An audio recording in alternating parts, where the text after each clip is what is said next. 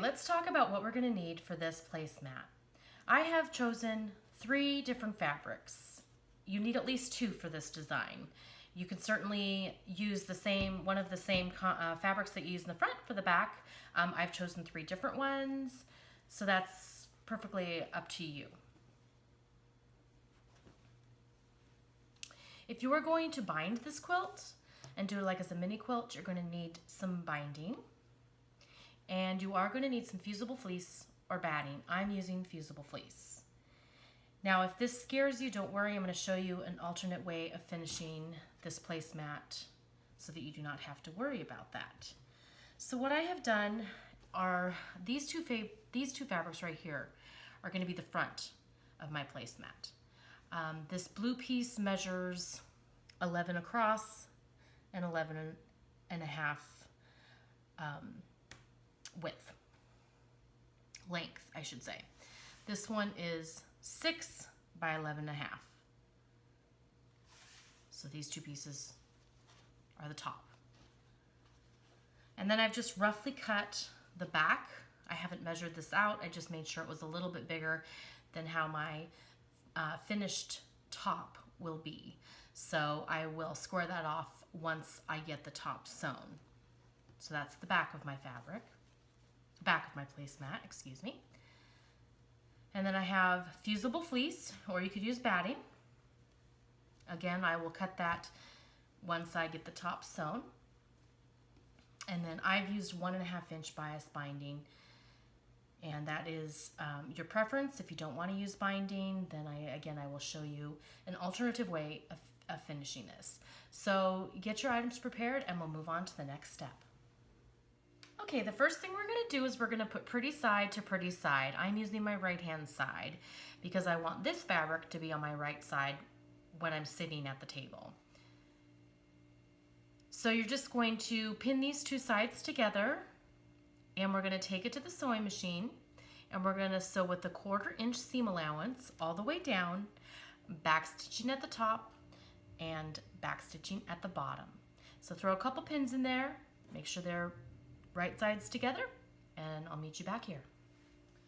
Okay, well, I have gone ahead and I have finished stitching my 2 pieces of fabric together. I've gone to the ironing board and I have pressed that seam open. And now I'm going to get ready to fuse my fusible fleece onto my fabric. Now, I like to cut the fusible fleece just a little bit smaller than the fabric that I want to fuse it to. And the reason is because I like to fuse it this way. It's faster for me, it works better for me, and that way no glue gets onto the iron when I'm ironing it. So just take your fusible fleece, the glue side, the rough side will go to the wrong side of the fabric, take it to your ironing board, fuse that to your fabric, and I'll meet you back here. I'm back, and I have attached my fusible fleece to the back of my placemat, and I'm ready for the next step. You have 2 choices here. If you are choosing not to use the binding finish and do the binding finish, then you're going to take this to the machine just like this, and you're going to do your quilting at this point.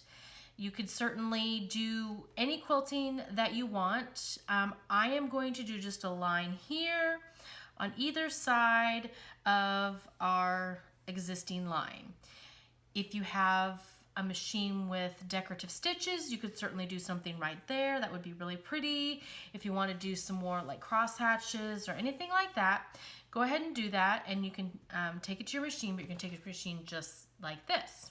Now, if you want to use the binding finish, then you're going to go ahead and you're going to take your back fabric, place it pretty side down, take your placemat, pretty side up, attach a couple pins, and at this point you take it to your machine and you would quilt it.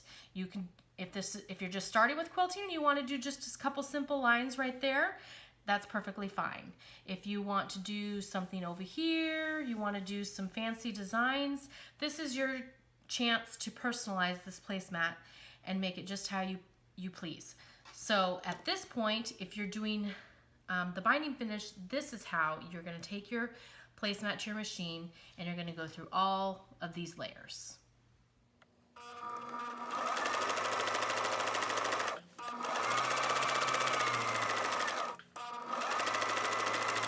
All right, I I have finished quilting my 2 lines, and at this point I'm going to, whichever method you're using, I'm going to go ahead and square up the fabric so that we have nice neat edges and everything matches.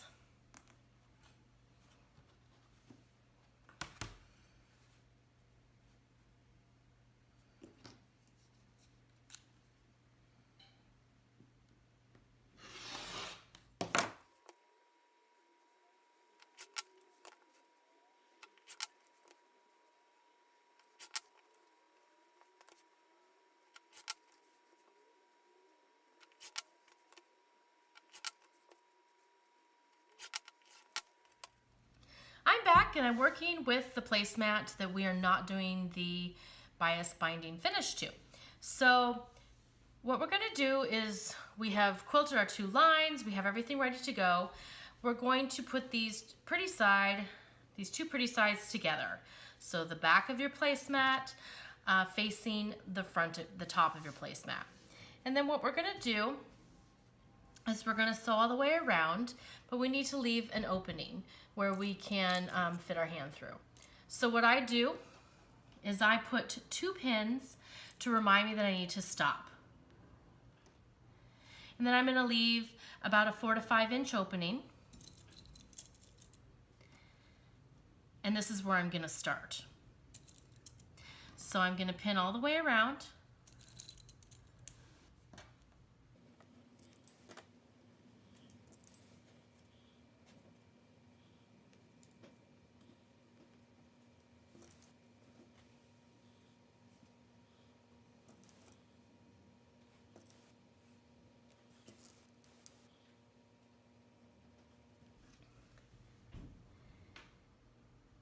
So I have all my pins in. I'm going to take it to the sewing machine. I'm going to use a 1/4 inch seam allowance again, and I'm just going to sew all the way over here, pivoting at the corners, all the way down here,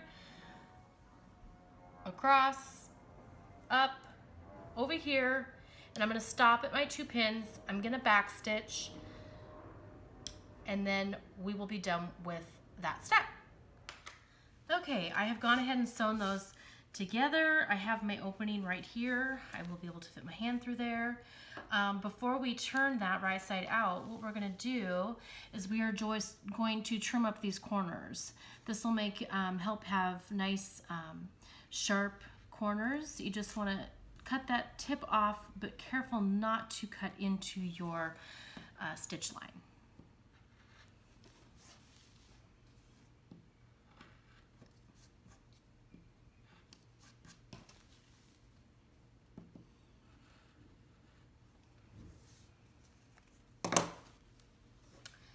Okay, we are ready for the magic to turn this right side out.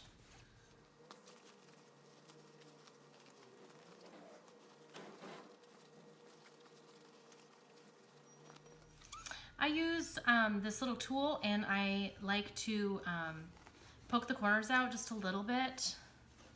You just want to be very gentle so that you don't poke through the actual fabric.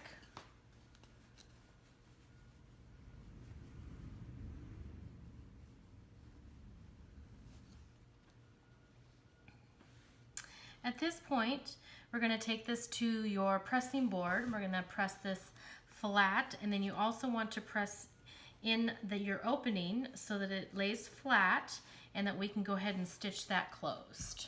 So take it to your ironing board, and I'll meet you back here. Okay, I've gone ahead and pressed everything, so I am ready to just top stitch this all the way around, getting pretty close to the edge. I want to make sure I get that opening closed.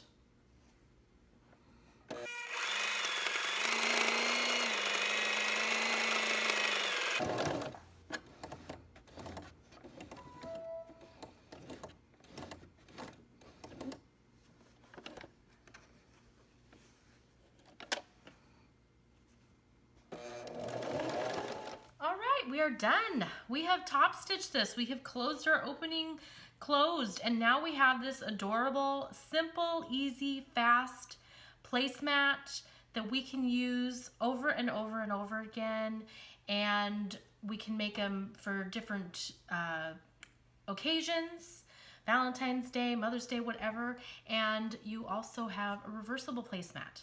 So we have the back that can be used on a different occasion, and then we have the front with these cute little two different fabrics. Now, if you are choosing to finish your placemat with the binding, then at this point you're free to do that. Again, I did a 1.5 inch. I cut my own on the bias just because I like the look of it. But that's how you'll finish your little placemat. Just wanted to show you what that looks like.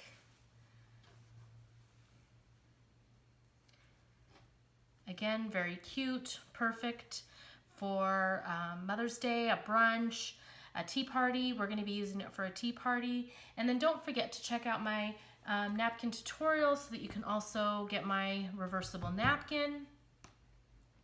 And this tea party is coming together. So if you enjoyed this tutorial, please subscribe, give it a thumbs up, and please do show me your creations, and let's have fun. Thank you so much.